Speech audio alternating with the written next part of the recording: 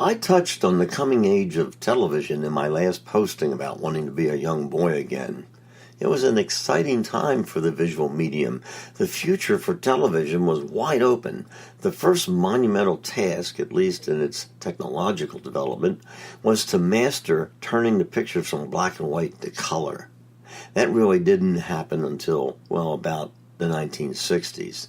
And just as it did in the 1950s when TV was replacing the popularity of radio, there was a whole new surge in sales as people rushed out to get color sets to replace their old black and white ones.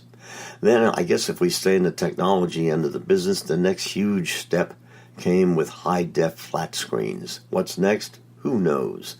And what about all the stuff people were watching on television? That too went through an incredible evolution that was highlighted by endless benchmarks along the way, such as Queen Elizabeth's coronation. Can you believe how long ago that was? I can, because I was a little boy sitting in front of my little small television watching it as it was happening.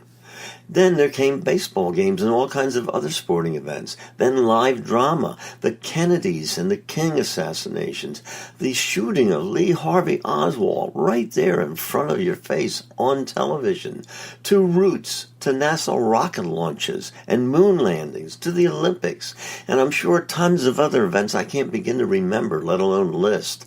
The medium of television has been really remarkable, and as Marshall McLuhan wrote, it itself became the message.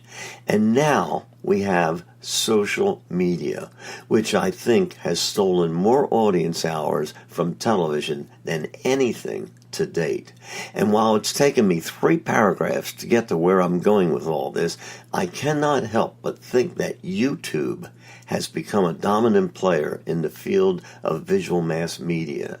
Now, I admit, I am a bad example because I do not watch very much television anymore. I spend most of my time doing what I'm doing right now, poking my nose into the monitor of my computer. YouTube is as fascinating to me as television was when the box with the little 11-inch picture tube first took up space in my living room. What is special and different about YouTube is its access. Anyone can participate, from oddball weirdos to professional brainiacs to amateur and seasoned professionals. They're all here in abundance on YouTube. I have repaired 3 major appliances in my house simply by watching how-to videos on YouTube. I've torn half of my 22-year-old refrigerator apart several times while following step-by-step instructions presented by repairmen who volunteered sharing their knowledge on YouTube. In fact, if they weren't available for free, I would have probably replaced my beast of a cold box by now. But hey, it still works great. Meanwhile, if you want to be entertained, YouTube has it all, from individual wannabes to well-established stars. If you like music, you can pick your genre and watch an endless variety of performances. If you want to watch everyday people doing everyday things or things extraordinary, it's all there on YouTube. I could not believe that I spent well over an hour the other night watching self-made videos of boyfriends executing their plans to pop the big question on their unsuspecting girlfriends. Some of them were hilarious. Some of them were really cute. And if you like tears of happiness, well, there's a string of homecomings of American soldiers and sailors showing up unexpectedly at a child's school or a mother's workplace to surprise them. If you're into sports, you can watch some of the most hilarious, some of the most outrageous plays in baseball, soccer, football, probably even ping pong. Wait, I just checked. Yep, plenty of table tennis videos to watch.